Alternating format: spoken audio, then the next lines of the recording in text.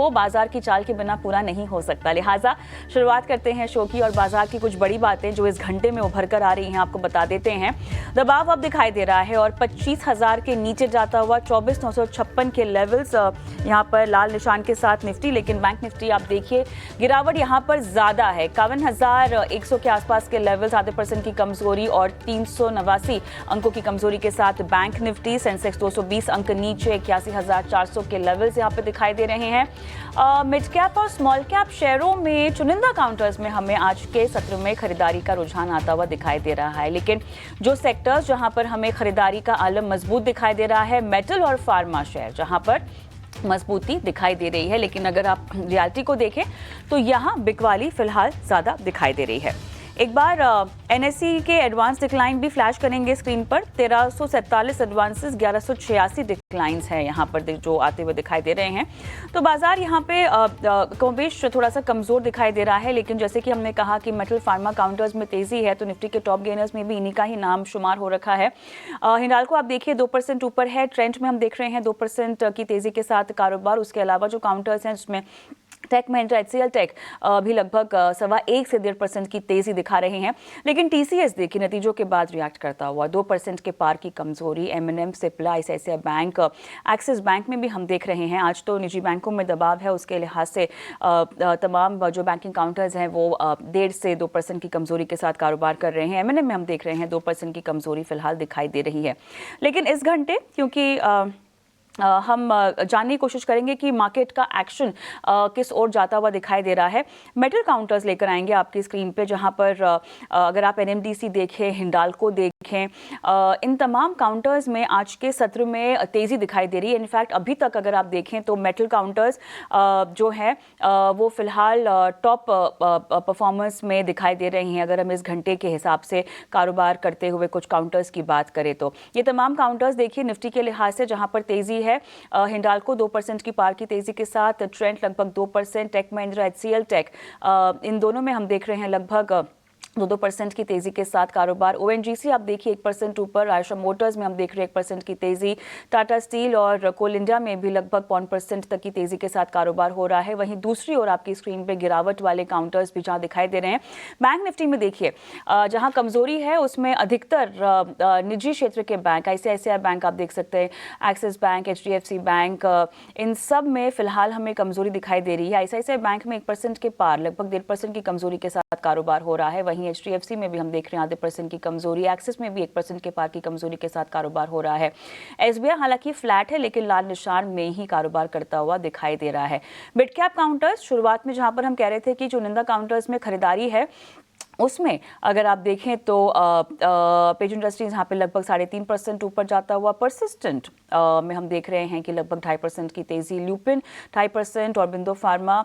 Metals के बाद pharma में भी आज के सत्र में तेजी दिखाई दे रही है। तो ल्यूपिन आप देख लीजिए और बिंदु फार्मा देख लीजिए, यहाँ पे 2% के पार, इनफैक्ट 2.5% के पार की तेजी के साथ कारोबार। सेल, ट्रेंड, जेएसपीएल और एबट इंडिया भी मिड कैप के कुछ काउंटर जहाँ पर आज खरीदारी होती हुई दिखाई दे रही है। गिरावट में यहाँ पर कमेंस देखिए 5% के पार की कमजोरी के साथ कारोबार करता हुआ दिखाई दे रहा है। डाउनग्रेड यहाँ पे काफी तगड़ा हुआ है, गोल्डमैन सैक्स ने जो किया है एक और सेल कॉल दे दी है, टारगेट प्राइस यहाँ पे 2900 का रखा हुआ है, उसका एक बहुत तगड़ा इम्पैक्ट हमें आता हुआ दिखा है कमेंट्स में। लेकिन यहाँ पर मिड डे मार्केट की ओर भी हम रुक कर लेंगे। ये तो फिलहाल कुछ बजिंग नाम है स्टॉक्स के जहां पे हमने खरीदारी होती हुई देखी, यहाँ जहां बिकवाली है। लेकिन सेक्टर स्पेसिफिक एक्शन कहां पर है? अंश मेरे सहयोगी जुड़ चुके हैं मिड डे मार्केट एक्शन की हाइलाइट्स लेकर। तो अंश, मेटल काउंटर्स मेरे ख्याल से चमकते हुए दिखाई दे रहे हैं आज।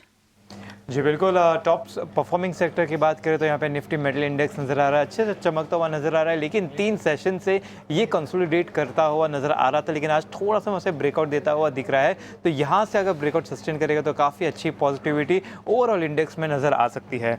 इसके टॉप गेनर्स में देखें तो यहाँ पे हमें नेशनल एल्यूमिनियम, एनएमडीसी और हिंडाल्को जैसे स्टॉक नज़र आ रहे हैं जिनमें अच्छी तेज़ी होती हुई दिख रही है। अब अगर वर्स्ट परफॉर्मिंग सेक्टर की बात करें तो यहाँ पे हमें निफ्टी बैंक इंडेक्स नज़र आता है। दरअसल निफ्टी बैंक इंडेक्स का अगर चार्ट देखें तो जो 6 सेशन तक गिरावट आई थी 27 सितंबर के बाद, उसके बाद हम देख रहे हैं कि 4-5 सेशन से अब हल्का कंसोलिडेशन में जा चुका है। 50 डीएमए का एक लेवल है जहां पर इंडेक्स रेजिस्टेंस लेते जा रहा है काफ़ी समय से। जब तक इसे तोड़ता नहीं तब तक यहाँ पे एक साइडवेज सा बायस बनता हुआ नजर आता है। अब यहाँ पे लूजर्स देखें तो यहाँ पे हमें IDFC फर्स्ट, ICICI बैंक और एक्सिस बैंक जैसे स्टॉक्स नजर आते हैं। स्टॉक स्पेसिफिक बात करें तो ऑल टाइम हाई स्टॉक्स की लिस्ट में हमें यहाँ पे डिविस लैब और HCL टेक नजर आते हैं, जिसमें अच्छी खरीदारी हो रही है, वो भी अच्छे वॉल्यूम के साथ। वॉल्यूम की भी बात कर लेते हैं। यहाँ पे वॉल्यूम के क्षेत्रों में हमें सबसे पहला नाम TCS का नज़र आ रहा है। इसमें गिरावट होती हुई नज़र आ रही है करीबन 2.5% की।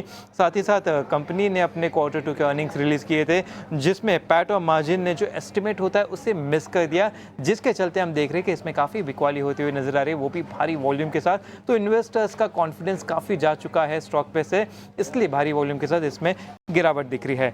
जिंदा स्टील भी इसमें नजर आता है, जिसने बुलिश एनगल्फिंग कैंडलस्टिक पैटर्न बनाया, जो कि एक पोटेंशियल रिवर्सल इंडिकेट करता है ऊपर की तरफ। इसके साथ साथ डिविस लैब भी इस लिस्ट में शामिल है, जिसने ऑल टाइम हाई का लेवल भी छुआ है, भारी वॉल्यूम भी है।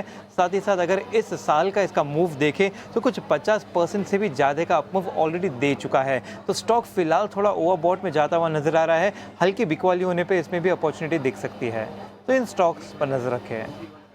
ऑलराइट अंश, बहुत बहुत धन्यवाद आपका मिड डे मार्केट एक्शन की तमाम हाइलाइट्स बताने के लिए। नवी मुंबई अंतर्राष्ट्रीय एयरपोर्ट के रनवे का आज परीक्षण हुआ, जिस परीक्षण के दौरान CM एकनाथ शिंदे और डिप्टी CM फडणवीस मौजूद रहे। भारतीय वायुसेना के विमान IAF C295 ने रनवे का ट्रायल लिया। नवी मुंबई एयरपोर्ट में 350 विमानों का पार्किंग स्पेस और 4 टर्मिनल्स हैं। मार्च 2025 तक नवी मुंबई एयरपोर्ट के शुरू हो जाने की उम्मीद भी है।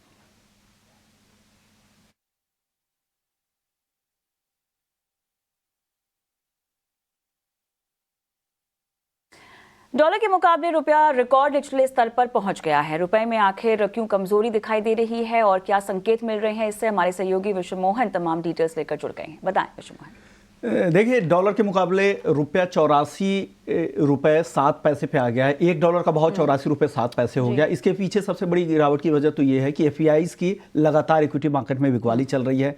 कच्चा तेल लगातार तेज़ी दिखा रहा है। कल भी हमने देखा था 3.5% की तेज़ी दिख रही है। और जिस तरह के माहौल कच्चे तेल को लेकर है, वो भी चिंता है, क्योंकि सप्लाई की दिक्कतें हैं। एक तरफ तूफ़ान की वजह से, US की तूफ़ान की वजह से सप्लाई की दिक्कत है। दूसरा, इजराइल के जो डिफेंस कैबिनेट है वहाँ पे बैठक हुई है कि अगला रिस्पॉन्स उनका क्या होगा। ईरान पे वो लोग हमले की तैयारी कर रहे हैं, तो ये चिंता सप्लाई को लेकर है, जिससे दबाव यहाँ पर है। अब इससे जुड़ी हुई जो कंपनियाँ हैं, जो खास करके अगर रुपए में कमजोरी होती तो किन कंपनियों को फ़ायदा होता है और किन पर दबाव होता है। फ़ायदे वाली कंपनियों की बात करें तो जितनी भी एक्सपोर्ट ओरिएंटेड कंपनियां हैं, जिनमें IT सेक्टर की कंपनीज आती है, IT सर्विसेज कंपनियां आती हैं, फार्मा कंपनियां आती हैं, टेक्सटाइल कंपनियां हैं, जिनका एक्सपोर्ट का कारोबार है, उनको यहाँ पर फ़ायदा होता है, क्योंकि उनकी कमाई डॉलर में होती है, उनके मार्जिन में सुधार होता है। लेकिन दबाव कहाँ पे दिखता है? अगर रुपए में कमज़ोरी होती है तो जो इम्पोर्टर्स हैं, जो इम्पोर्ट करते हैं, क्योंकि उन्हें पेमेंट रुपए में करना होता है, और फिर अगर उनको फिर डॉलर बाई करना होता है, फिर उनका जो कन्वर्जन रेट हो जाता है वो उनके लिए महंगा पड़ता है, तो उनके मार्जिन पर दबाव गिरता है। इसलिए इम्पोर्टर्स के लिए नुकसान की खबर है, खास करके वो ऐसी कंपनियाँ जिसमें ऑयल एंड गैस, क्योंकि हम 85% तक पेट्रोलियम प्रोडक्ट्स को हम इंपोर्ट करते हैं, तो वो हमारे लिए महंगा हो जाता है। एक तो क्रूड के दाम बढ़ ही रहे हैं, ऊपर से हमारा रुपया कमज़ोर हो रहा है, तो वो और महंगाई बढ़ेगी। साथ ही इकोनॉमी के लिहाज से अगर आप देखेंगे तो महंगाई एक बड़ी चिंता है, और बाकी ट्रांसपोर्टेशन कॉस्ट बढ़ते हैं, पूरी महंगाई एक हम स्पायरल एक पूरे साइकिल में फंस जाते हैं, जहाँ पर हमारे लिए दबाव बढ़ता है और हमारी इकोनॉमी पर इसका काफ़ी असर होता है। तो रुपए की कमज़ोरी कुल मिलाकर कहे तो इकोनॉमी के लिहाज से बहुत ज़्यादा कमज़ोरी अच्छा नहीं है। बिल्कुल, शुक्रिया विश्व मोहन तमाम डिटेल्स यहाँ पर देने के लिए और समझ